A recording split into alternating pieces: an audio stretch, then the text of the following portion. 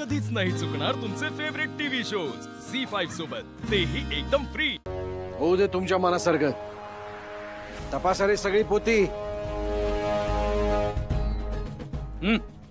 बघ रे,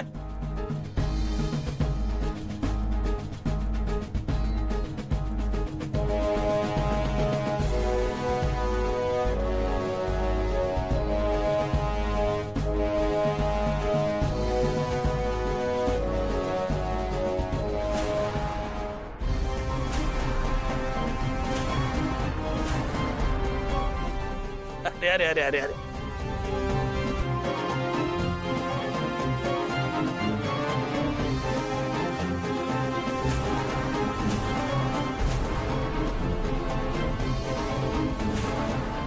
बघा या चोरावर विश्वास ठेवत होता तुम्ही, कधीपासून सांगत होतो मी। या सयाजीरावावर विश्वास ठेवू नका, फसवतोय तुम्हाला।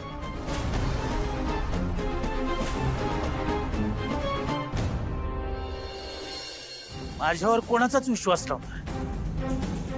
आजवर सगळे आंधळ्यासारखे याला आबासाहेब आबासाहेब करत याच्या मागे शेपूट हलवत याचं गुणगान गात होते,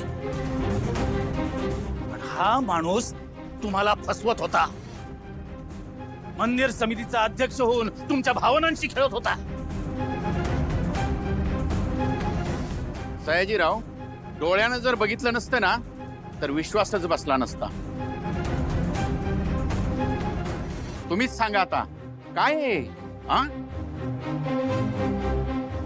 माझी माझ्या विठ्ठलावरती श्रद्धा आहे। त्याला माहिती आहे मी हे पाप केलेलं नाही।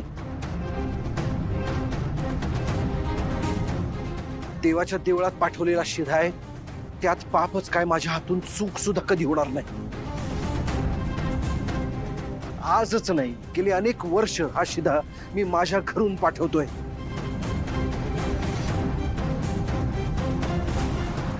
यात नक्कीच कोणाचा तरी डाव असला पाहिजे। अरे देवा, चोर तर चोर वर शिरजोर।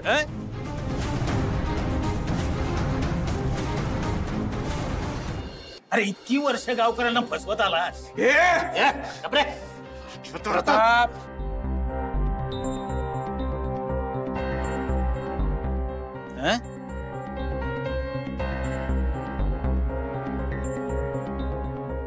नाही, आज तुझी चोरी उघडी पडली तर म्हणतो कोणाच तरी डाव आहे। अरे इथं कोणाची हिंमत आहे बाबा तुझ्या विरोधात डाव रचायची?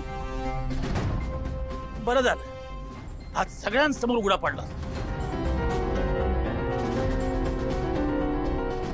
माणसंच नाही, डायरेक्ट देवाला फसवलंस की तू। मानलं पाहिजे राव तुला, मानलं पाहिजे। मंडळी,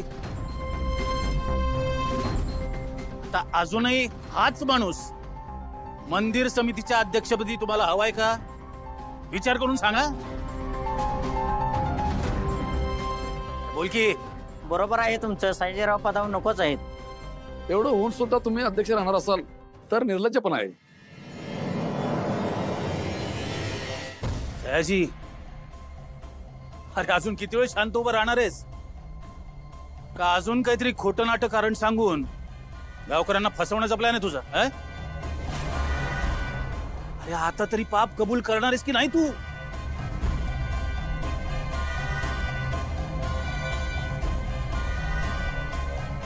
हेच पाहिजे होतं ना तुला? माझं पद पाहिजे होतं, मंदिर संस्थानचा अध्यक्ष व्हायचं होतं, माझा राजीनामा हवा होता।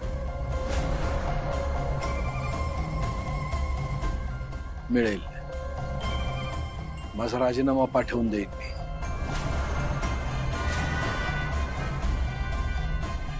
मालक, मालक, आबासाहेब माफ करा मला। आबासाहेब, माझी चूक आहे। आबासाहेब, माझा तोल गेला, आव सुटली मला। म्हटलं की तुम्ही तसंही दानच करणार आहात, त्यापेक्षा मी जर ते धान्य विकलं माझं कर्ज कमी होईल, म्हणून मी धान्य विकला आणि इथं भुसा आणला।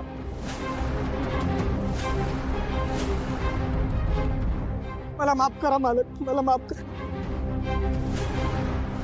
याच्यामुळं देव माणसाला आमच्या अग्निपरीक्षा द्यावी लागली.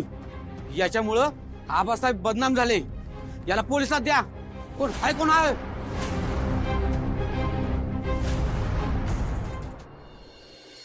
रांगत येत आहे का काय? लवकर या हे पोतीला पा कुठेतरी. किती वेळ सांभाळत बसायची? या लवकर. ए संपत, तुझा खेळ संपलाय. ची चोरी पकडली आम्ही. संपत काका, आबांनी तुमच्यावर एवढा विश्वास ठेवला आणि त्यांचाच विश्वासघात केला ना? आणि काय रे, हे कोणी करायला सांगितलं तुला? तिला 8-10 दिवस झाले बघतोय मी. तू स्वतःच्या मनाने करण्या इतकी हिंमत नाहीये तुझी. कोणी सांगितलं तुला? बोल. रणजितरावानं सांगितलं.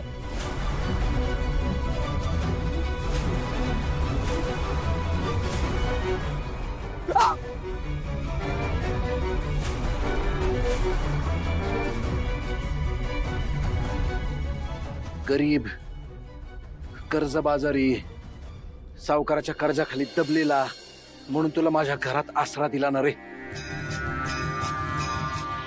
पोटच्या पोरांसारखं तुम्हाला वागवलं आणि हे फळ दिलंस तुम्हाला. अरे तुमच्यासारख्या लोकांमुळेच खऱ्या गरजू लोकांवर कोणी विश्वास ठेवत नाही, कोणी ठेवणार नाही. याची जरा तरी जाण ठेवा. अत्यंत चुकीचं वागलास तू नंदी, खूप चुकीचं वागलास. माझा विश्वास गमावलायस तू.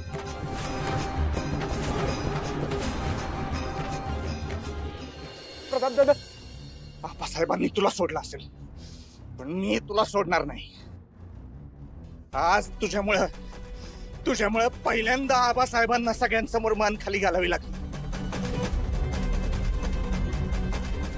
तुझ्यामुळं या बदमाश रणजितचे शब्द त्यांना ऐकायला लागले.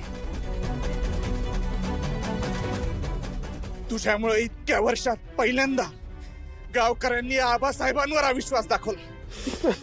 याची शिक्षा तुला भोगावी लागणार. माफ करा प्रताप दादा.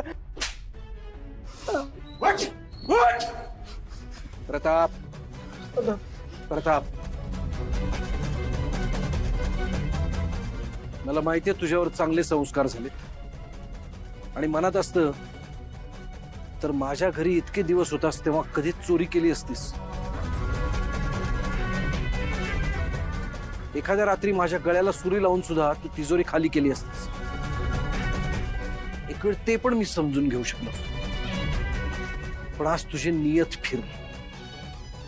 आज तुझे काही केलंयस ना त्याला माफी नाही मिळू शकत नंदी. अरे पैसे मागितले असतेस ना तर दिले असते मी तुला, पण गावकऱ्यांच्या मनाशी खेळणं बरं नाही. अत्यंत चुकीचं वागलायस तू. चालता माझ्या समोरून, पुन्हा तोंड दाखवू नकोस तुझं. आबासाहेब, तुमचा हिशोब झाला असेल, पण माझा अजून बाकी आहे.